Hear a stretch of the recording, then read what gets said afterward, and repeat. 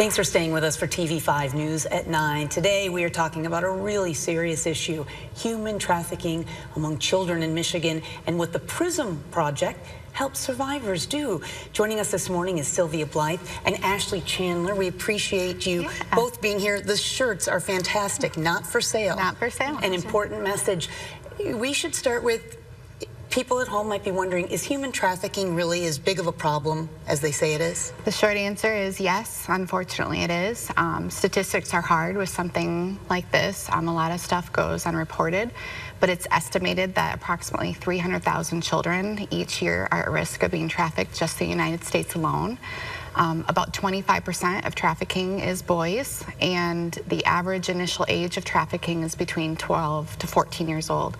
So these are our middle school students, and what feeds into the work that we do is that the average life expectancy from initial trafficking is only 7 years.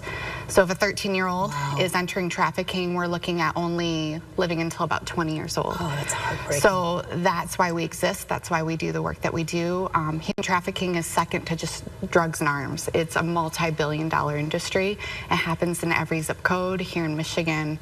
So yes, it's happening, and especially since COVID and online, it's increased even online. Well, you know, if you could tell us about the Prism Project and really what you do. Yeah, so Prism Project, we have a twofold mission. We like to educate the community on the realities of human trafficking, and then we also provide a safe house for minors who have been victims of trafficking. We have a restorative program here in Michigan. It's the first of its kind to provide a long-term restorative services for children who have been trafficked. What does it look like for a child in the program, and how do they find you?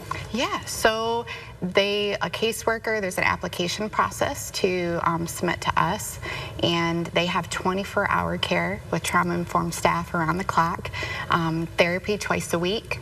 Education is online through state-approved curriculum. We have a full-time education specialist, paraeducator, tutors, so they're working through all their education stuff. Medical, everything medical, so we have a full-time RN, RN support on call. We coordinate all their appointments for vision specialty, like once-a-month checkups, everything. And then life skills throughout the day. Their ADLs, working like with staff, walking alongside them, doing lunch and homework and all the things, doing all that together.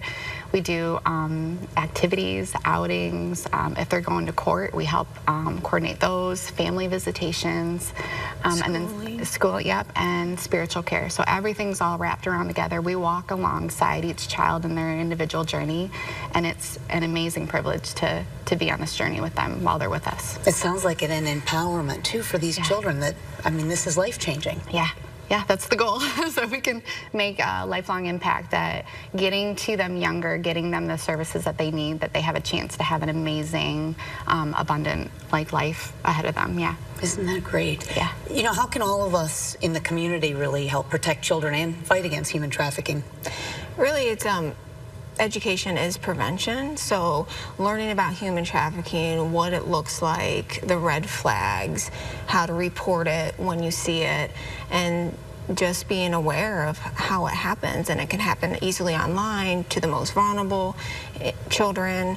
Just being a support system for your child if there's something comes up and it just doesn't feel right. If you see something, say something, but really educating on the realities of how it happens is, you know, to help to prevent for children get trafficked. We also know this is such a generous and heartfelt community. People out there, if they want to help, you know, really with the recovery and healing of these survivors, what's the best way to do that? Well, they can support organizations like us that are doing the work to support kids and providing services. There's a lot of incredible anti-trafficking organizations here in Michigan, around the nation. So getting involved, supporting those organizations and the work that we're doing, whether it's in the legal system, law enforcement, we're a service provider. So there's a lot of opportunity to get involved with organizations, or come be a part, do the work. I have a degree in accounting, and I get to serve Prism Project in my capacity, and it's amazing. So even a bookkeeper like me can have a part in anti-trafficking efforts, and so we all have an ability to either support the work, be in the work, support our families and the kids that we have influence over. So, yeah. So there's volunteer opportunities, you Yep. can make financial donations, lots of ways to support Prism Project or the others. Yep, and we have a gala coming up in February, so there's a lot of things that even individual, like with Prism Project, that we would love community support to keep doing the work that we're doing. A gala, tell us about that. It's going to be in Holly, February 28th on a Saturday, and we're going to celebrate the work that's been done this year for the girls that we're serving this year, and then just share dreams and fundraise for the program into the next year. We have a lot of things that we get to do for kids, and we've got more dreams coming that we want to be a part of. Yeah. And you keep it so positive. Well, you know, this is really difficult. This, I know, even for us, it can be very overwhelming. But these kids have had worse days, and so we get the ability to be a part of something amazing for another human, and it's probably one of the most things that we could do for another person. So to keep it positive, that we can be empowered to be a part. Yeah. Can I ask what it's like when you see a child that's able to go through recovery and heal and survive? What is that like? It's amazing. It's giving them, that's our whole mission, is to give them the opportunity to heal and grow from the trauma that they have endured. And just, you know, when you see a child who goes through our program and they're graduating high school and like they're speaking at their graduation, it's just amazing. And so that keeps us going, you know, as hard as it is, at least we can help walk alongside a child. Right, and see them thrive, which is wonderful. Yeah. All right, we appreciate it. It was so interesting learning about the Prism Project. Yeah. So thanks for being here. Also, we want to make sure you can find the nonprofit. Go to hot links at the top of WNEM.com. You'll find the information there. Thank you both Thank you so so much. much. Christine.